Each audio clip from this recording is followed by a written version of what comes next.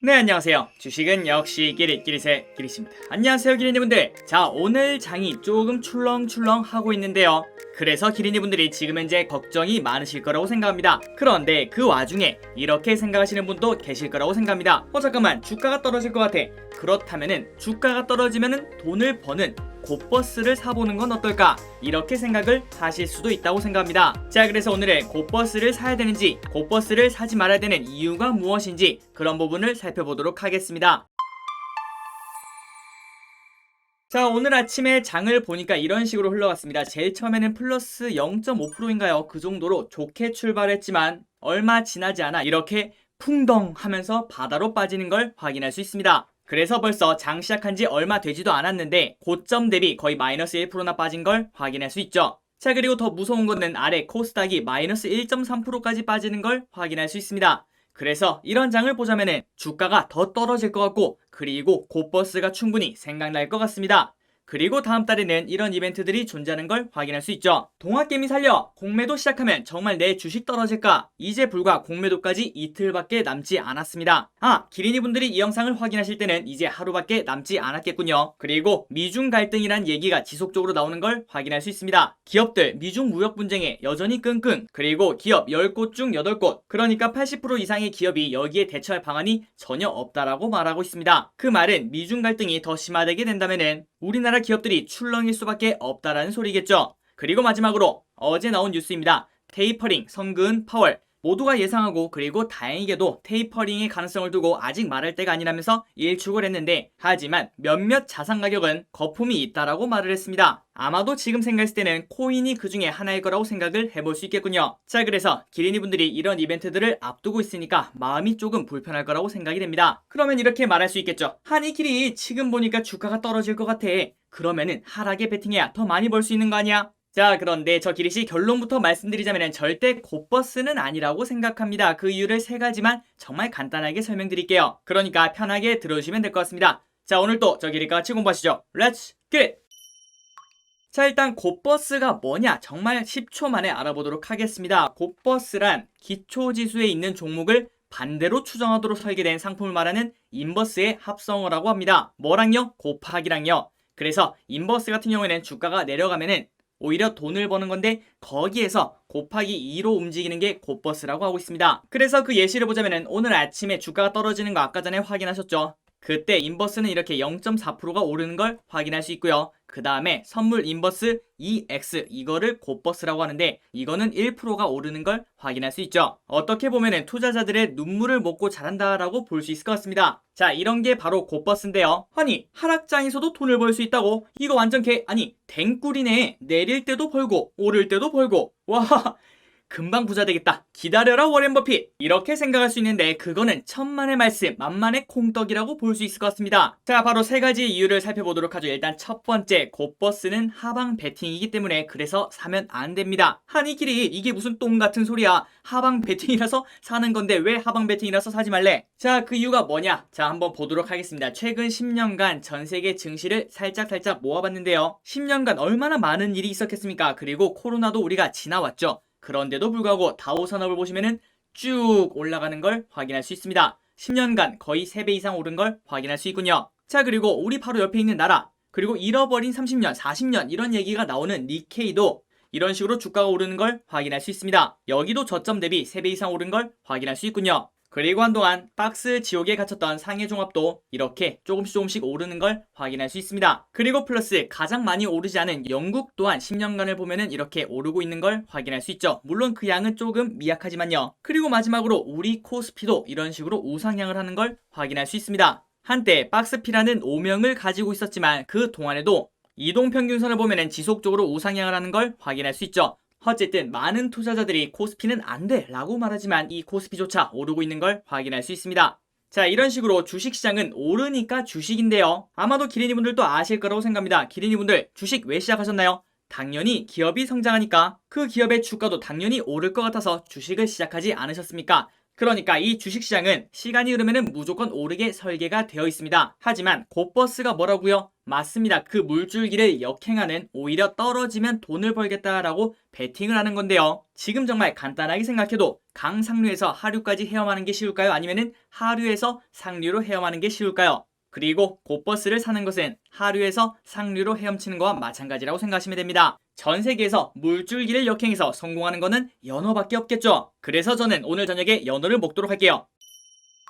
아니 이 길이 나는 단기로 볼 거라고, 그래서 장기 동안 주식이 오르는 건 알아. 그런데 그거는 무관할 것 같은데, 이렇게 생각하실 수 있지만, 자 기린이분들, 지금 이렇게 시간이 흐른 동안 코스피는 어떻게 되었을까요? 자 이런 식으로 마이너스 0.5%인데 분명히 단 10몇 분 만에 보합권으로 올라오는 걸 확인할 수 있습니다. 그리고 코스닥은 무려 1% 가까이 올라오는 걸 같이 확인할 수 있군요. 자 기린이분들, 이거를 예측하실 수 있나요? 아마도 저 기릿은 100% 확신합니다. 우리는 그거를 예측할 능력이 전혀 없어요. 만약에 우리가 그걸 예측할 수 있는 능력이 있다면 이 영상을 볼 리가 없겠죠. 자 그렇기 때문에 아무리 단기라고 해도 곧버스를 사서 하방 베팅하는 건 너무나 위험하다라고 볼 수 있을 것 같습니다. 다른 주식들은 성장하고 있다면 지금 주가가 마이너스 5%가 되든 마이너스 10%가 되든 언젠가는 올라가게 돼요. 그 이유는 주가는 이익의 함수이기 때문이죠. 그리고 기린이분들도 아마도 다들 알고 계실 거라고 생각합니다. 존버만이 살 길이라는 게 그냥 나온 말이 아니죠. 그리고 한 방송에서 한 투자자는 이렇게 말을 했습니다. 주식에서 성공하는 건 너무 쉽다. 일단 주식을 사라. 그리고 수면제를 먹어라. 그리고 나서 한 몇 년이 지나 보면은 당연히 올라있는 게 주식시장이라고 말을 할 수 있겠죠. 자 그렇기 때문에 이렇게 연어를 따라가는 투자 방법은 좋지 않다라고 볼 수 있을 것 같습니다. 자 그리고 두 번째 이유가 뭐냐? 곧버스는 계좌가 진짜 녹아요. 진짜로요. 한 이 길이 이게 또 무슨 똥 같은 소리야. 계좌가 왜 녹아? 자 코덱스 선불 인버스 꽃버스죠. 꽃버스를 한번 보도록 하겠습니다. 이렇게 최고가가 12,815원인데요 1년이 지난 시점 지금 1975원인 걸 확인할 수 있습니다. 자 이걸 보면은 뭐선 일이고 라는 생각이 그냥 들 것 같아요.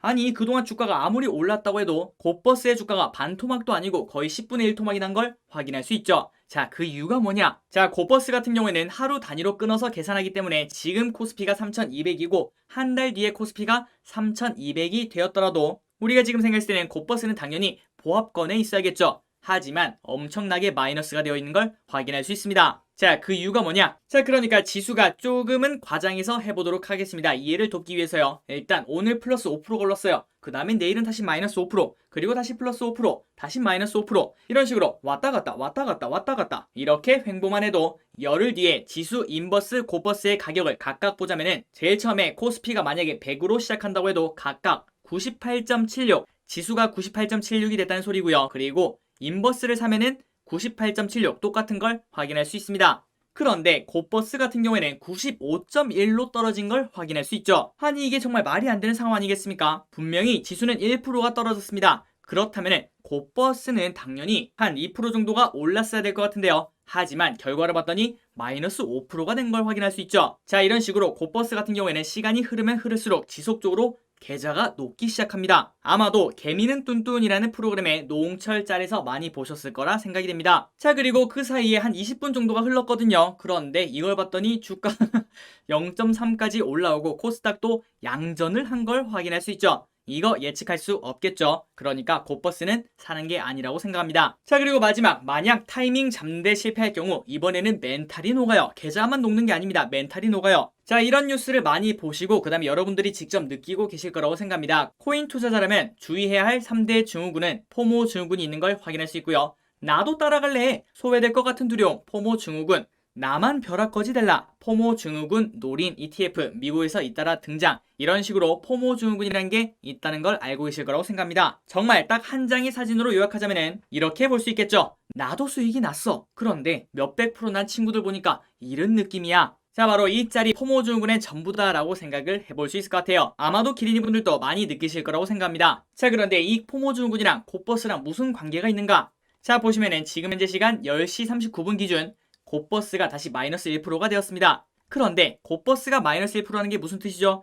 시장이 올라가고 있다는 소리죠. 그리고 그 사이에는 삼성전자가 다시 보합으로 올라온 걸 확인할 수 있어요. 그러니까 타이밍을 잘못 맞춰서 곧버스에 이렇게 물리게 되면은 곧버스에서도 돈을 잃고, 그리고 이렇게 가장 느린 삼성전자도 오르는 걸 쳐다만 볼 수밖에 없겠죠. 그리고 그 상실감은 이루 말할 수 없을 것 같습니다. 자, 그리고 그 시간이 좀 흘러가면 어떻게 되는가? 사람이 실수를 할 때는 항상 무조건 대단히 급할 때 실수를 하게 되어 교통사고, 말실수, 업무 실수 등 수많은 경험이 있으실 겁니다. 그때 다 왜 그랬죠? 거진 급할 때 그런 사고가 일어나죠. 자, 그래서 이렇게 곧버스에 몰리게 되면은 본전 생각이 나기 시작합니다. 그래서 더 큰 수익을 찾게 되죠. 아유, 이거 곧버스만 안 샀으면은 다른 거 들고 있으면 야, 얘 봐봐. 이렇게 쭉쭉 날아가네. 아유, 또 내가 파니까 날아가네. 그런 식으로 후회를 하다가 언젠가는 그 갈증을 채우기 위해서 물을 찾아 마시게 됩니다. 그런데 그 물이 바닷물일 가능성이 매우 높겠죠. 그렇다면 지속적인 갈증 때문에 자꾸자꾸 상황은 나빠진다라고 볼 수 있을 것 같습니다.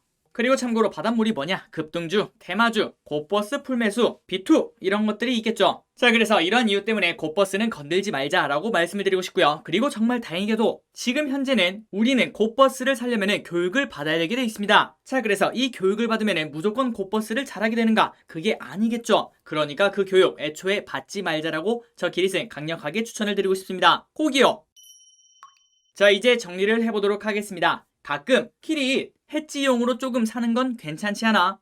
라고 물어보시는 분들이 계시는데요. 물론 컨트롤할 수 있으면 저는 좋다고 생각합니다. 특히 요즘처럼 불확실할 때 주식은 팔기 싫을 때가 있죠. 뭐 예를 들어서 평단가가 매우 낮거나 혹은 너무나 좋은 주식이라서 지금 팔기에는 죽어도 싫을 수가 있을 것 같습니다. 그럴 때 현금 비중을 딱히 만들기가 어려우니까 비중의 5에서 10% 정도는 곧버스로 해지를 할 수 있겠죠. 하지만 사람의 욕심은 끝이 없습니다. 곧버스를 사는 순간 주식시장은 태초부터 올라가는 걸로 설계가 되어 있는데도 불구하고 나는 이제부터 약세론자가 됩니다. 무조건 주식은 내려가야 돼요. 그러면 이제 주식을 보는 눈이 바뀌게 됩니다. 그리고 또한 어느 순간 만족을 하고 나와야 되는데 그런데 그 타이밍을 당연히 모르겠죠. 그래서 그 타이밍을 놓치면은 더 내려가겠지 라고 생각하고 곧버스를 더욱더 사게 되는 우리 자신을 확인할 수 있습니다. 그러니 우리의 눈을 어지럽히는 곧버스를 하지 말고 그냥 해지는 현금으로 하자. 10%만 현금 비중을 만들어도 마음이 편해서 사고가 나기 어렵다고 생각합니다.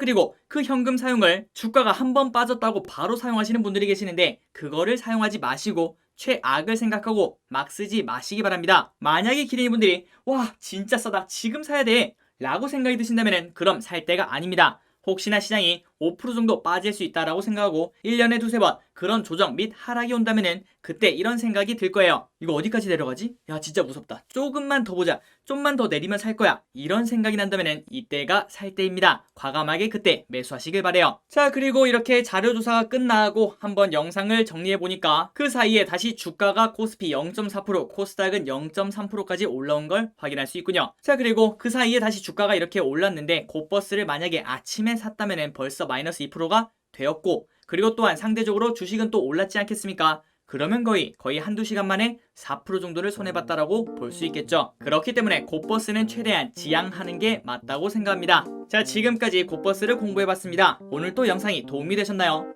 항상 저기리과 같이 공부해주셔서 진심으로 감사합니다. 지금까지 기리셨습니다. 빠이요!